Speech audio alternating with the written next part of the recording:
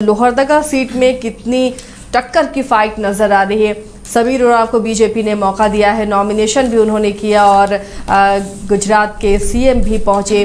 उधर सुखदेव भगत ताल ठोक रहे हैं कांग्रेस से। चमरा लिंडा भी चुनावी मैदान में कूद गए, उन्होंने भी अपना पर्चा दाखिल कर दिया है। तो ऐसे में यहाँ पर त्रिकोणीय मुकाबला नजर आ रहा है।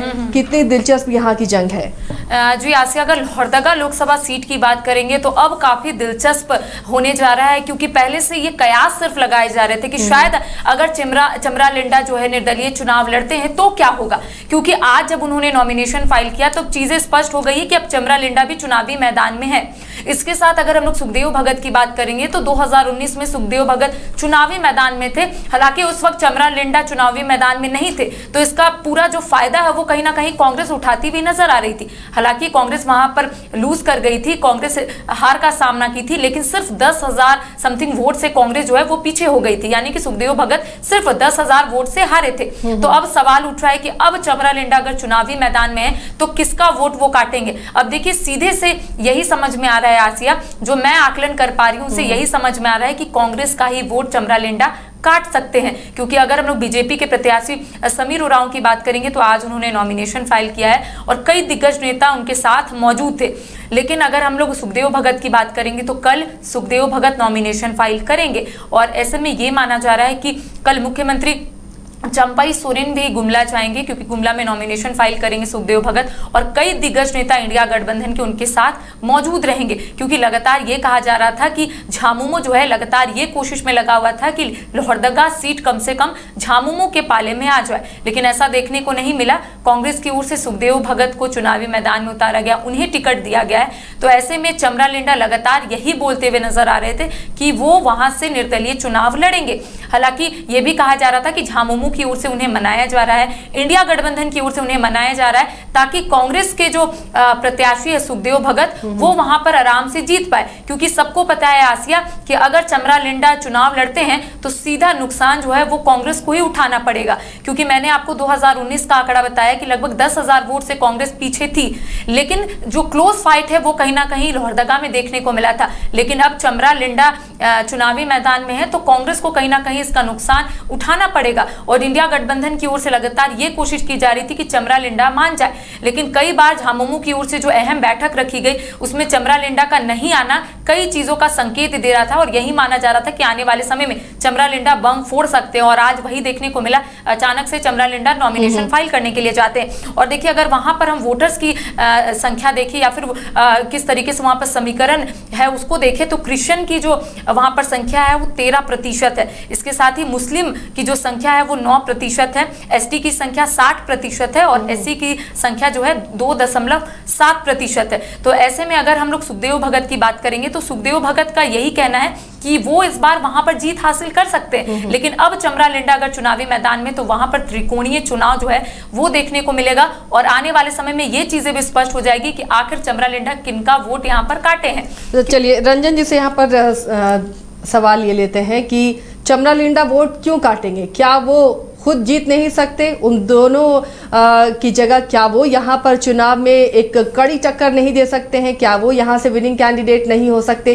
क्या आकलन है जो ये बताता है कि चमरा लिंडा सिर्फ वोट काट सकते हैं, जीत नहीं सकते? या अगर आप इसका विश्लेषण करें, लोहरदगा सीट की अगर हम बात कर रहे हैं तो ये मानकर चलिए कि यहाँ ट्रायंगुलर फाइट तय है। क्योंकि आप चमरा लिंडा को नकार सकते ही नहीं हैं, वो मुख्य मुकाबले में रहेंगे। उनकी लोकप्रियता जो है वो अपने क्षेत्र में बहुत ज्यादा है। लेकिन ये बात भी कहना कि चमरा लिंडा सिर्फ कांग्रेस को नुकसान पहुंचाएंगे ये भी सही नहीं है।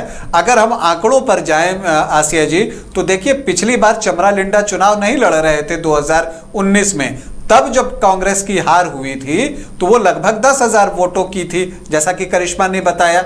लेकिन हम उससे 5 साल और पीछे चले जाएं और 2014 में अगर जाएं तब बीजेपी सिर्फ 6,500 वोट से जीता था और तब चमरा लिंडा चुनाव लड़ रहे थे। तो मुकाबला तो और नजदीक पहुंच गया था और कांग्रेस और बीजेपी के नजदीक पहुंच गई थी। इसका मतलब यह है कि चमरा लिंडा न सिर्फ कांग्रेस का वोट काटेंगे वो बीजेपी का वोट भी काटेंगे। और यहां पर देखिए उरांव जनजाति महत्वपूर्ण होती है और उसमें जितना ज्यादा जो है सब अपना हिस्सा निकालेंगे उस पर बहुत कुछ निर्भर रहने वाला है। इसके अलावा अगर आप विशुनपुर की बात कीजिए जहां से चमरा लिंडा जो है वो 3 बार के विधायक हैं, तो वो वहां पर जो है लगातार बेहतर प्रदर्शन कर रहे हैं। अगर आप देखें तो 2019 में उन्होंने 16,000 मतों की जीत दर्ज की, 2014 में वो 10,843 वोटों से जीते और 19 में 17,000 है।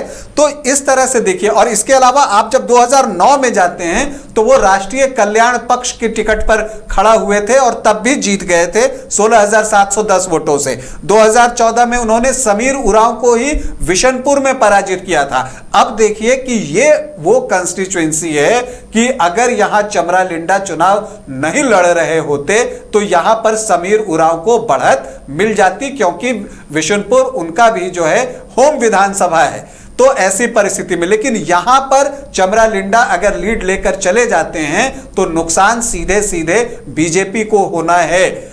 इसके अलावा आप 2019 में आप देख ही रहे हैं, अब अगर उनके आप 2 बार जो उन्होंने लोकसभा चुनाव लड़ा है 2009 और 2014 में, तो दोनों ही बार उन्होंने 1 लाख से ज्यादा वोट लाए हैं और 2009 में तो वो दूसरी पोजीशन पर पहुंच गए थे और तब 1,36,000 वोट उन्होंने लाए थे और वो 8,000 वोटों से ही हारे थे। तो हम ये देख रहे हैं कि जब चमरा लिंडा लड़ते हैं तो मुकाबला ट्रायंगुलर हो जाता है और उसमें हार जीत का फासला आमने सामने की लड़ाई से भी और कम हो जाता है। और जब ऐसा होता है तो इसमें जो जीत है वो किसी को मिल सकती है। अगर हम देखिए अगर आप 2009 को देखिए तो सुदर्शन भगत को लगभग 26% वोट, चमरा लिंडा को भी 26% के आसपास वोट और रामेश्वर उरांव जो है वो पीछे रह गए थे, लेकिन उनका वोट प्रतिशत भी यही 25 के आसपास का था। अब 2014 में आप देखिए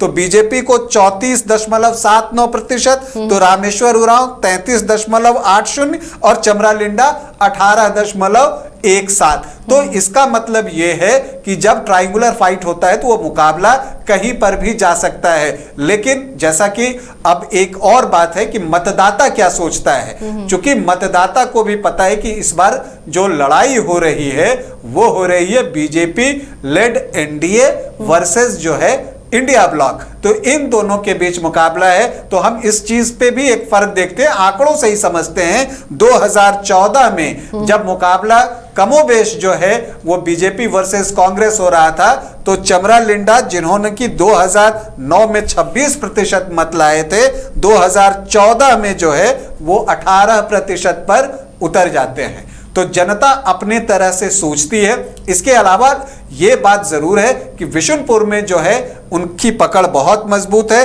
अगर आप 2014 लोकसभा में देखिए तो उन्होंने लोकसभा में 1,18,000 वोट लाए थे, तो उस साल विधानसभा में उन्होंने 56,000 वोट लाए। मतलब ऑलमोस्ट जो है 45-46% के आसपास जो वोट है वो उन्हें वहीं से मिल जाते हैं, विशुनपुर से ही मिल जाते हैं। तो इसीलिए जो है ये मुकाबला दिलचस्प है। अब चमरा लिंडा विशुनपुर के अलावे और कहां बेहतर प्रदर्शन करते हैं, इस पर बहुत कुछ निर्भर रहने वाला है। अगर उन्हें जीतना है तो विशुनपुर के अलावा अन्य क्षेत्रों में भी उन्हें बेहतर प्रदर्शन करना होगा। दूसरी तरफ कांग्रेस जो है सुखदेव भगत इसे चाहेंगे कि यह आमने सामने की लड़ाई हो और चमरा लिंडा जो है वो तीसरा कोण न बना पाए, तो उनको फायदा होता दिख सकता है। जबकि जो समीर उरांव हैं वो चाहेंगे कि चमरा लिंडा जो क्रिश्चियन वोटर्स हैं, जो अल्पसंख्यक वोटर्स हैं, उसमें सेंधमारी करें ताकि उनका फायदा हो। तो तीनों अपनी अपनी तरह से सोचेंगे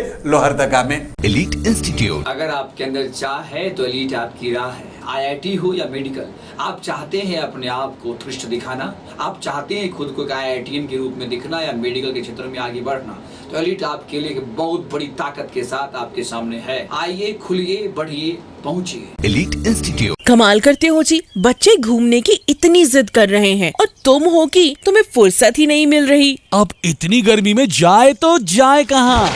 इस गर्मी में मस्ती और फन का आ गया है परफेक्ट डेस्टिनेशन वाइल्ड वादी, जहां है water park, bird park, flower park, trampoline park, amusement park, 250 feet लंबा जिप लाइन और क्रिकेट स्टिमुलेशन का खूबसूरत नजारा। वाइल्ड वादी, 10 माइल चौक, रांची। वाइल्ड वादी यानी अनलिमिटेड फन और अनलिमिटेड मस्ती।